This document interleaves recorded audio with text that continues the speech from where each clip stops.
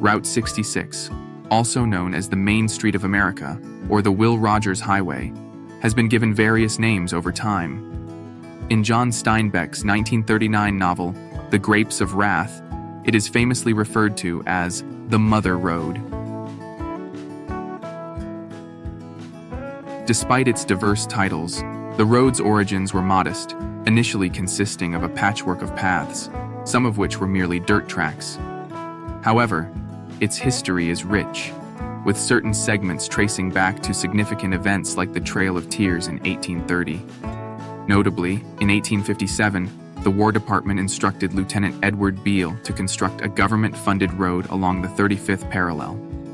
Before the establishment of the national network of numbered highways, early 20th century transportation relied on auto trails, which were typically managed by private organizations. The legislative groundwork for public highways began in 1916, with a more comprehensive version passing in 1925. Cyrus Avery, often credited as the father of Route 66, played a crucial role in bringing the iconic road into existence. He planned it, he promoted it, and eventually, he got it paved. Avery named it the Main Street of America, and that moniker stuck, encouraging shops and stores to pop up along the road, especially along the main streets and the towns it snaked through.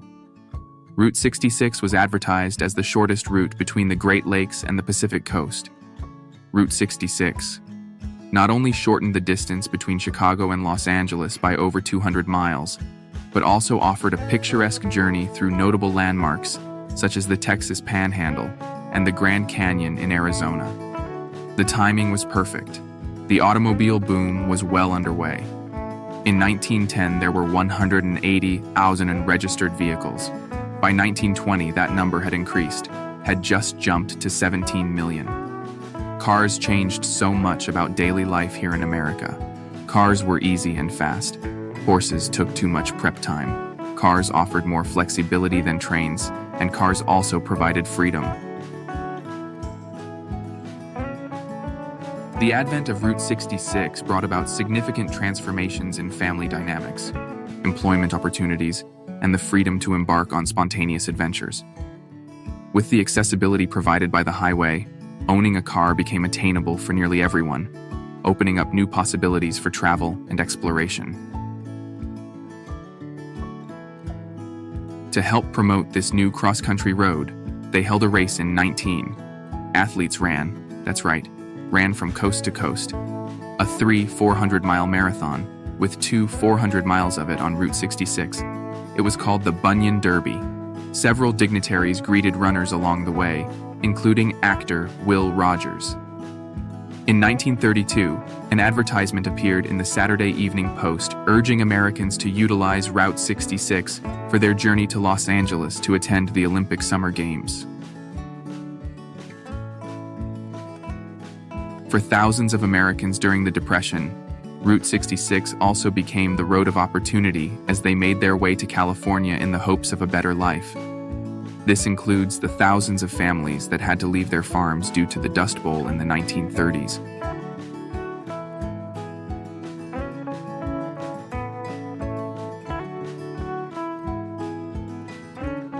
Route 66 achieved everlasting fame thanks to the popular 1946 song, "Get Your Kicks on Route 66, penned by Bobby Troup. Following his service in World War II, Troup ventured to Hollywood with aspirations of establishing himself as a songwriter. It was during his travels along Route 66 that he found immense inspiration, leading him to craft lyrics that celebrated the iconic road. It was first recorded by Nat King Cole and would be covered by various artists over the years, including Bing Crosby and the Rolling Stones.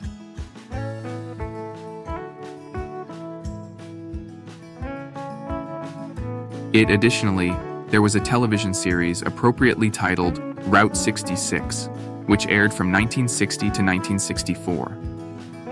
The show followed the adventures of two wandering individuals portrayed by Martin Milner and George Maharis. Throughout their journey, they encountered a diverse array of characters and experienced various adventures along the way.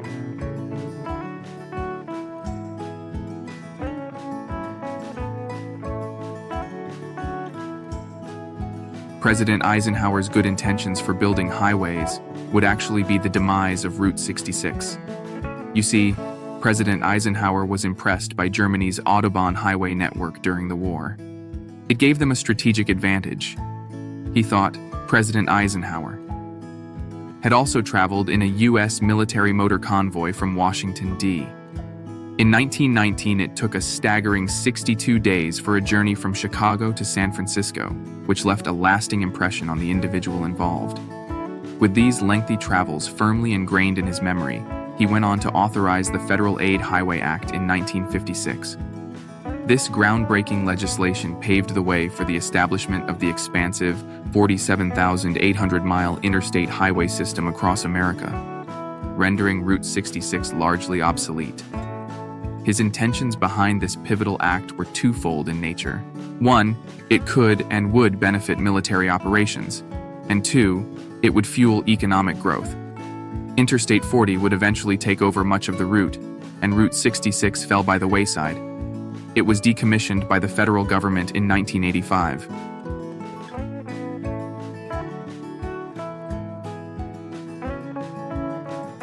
Fortunately, several non-profit organizations emerged, recognizing the significance of Route 66 in U.S. history. Driven by a strong determination, they committed themselves to preserving, safeguarding, and promoting this iconic roadway. Their dedicated efforts yielded success, evident in the presence of signs marking the route of Route 66 throughout numerous towns across the nation. Along this route, one can encounter a plethora of landmarks and historic structures, many of which have earned a place on the National Register of Historic Places. Moreover, in certain regions, Route 66 has been designated as a national or state byway, further highlighting its importance and ensuring its continued recognition.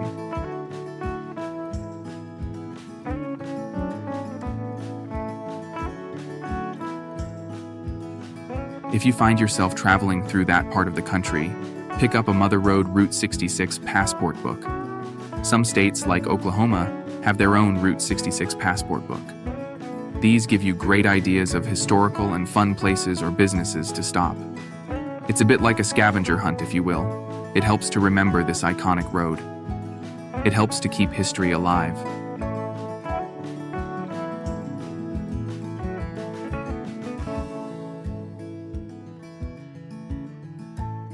If you found this video enjoyable, we encourage you to subscribe to our channel and give it a thumbs up. Don't forget to activate the notification bell, so you'll be among the first to be notified when we share our next story, reflecting on the rich tapestry of American culture and heritage.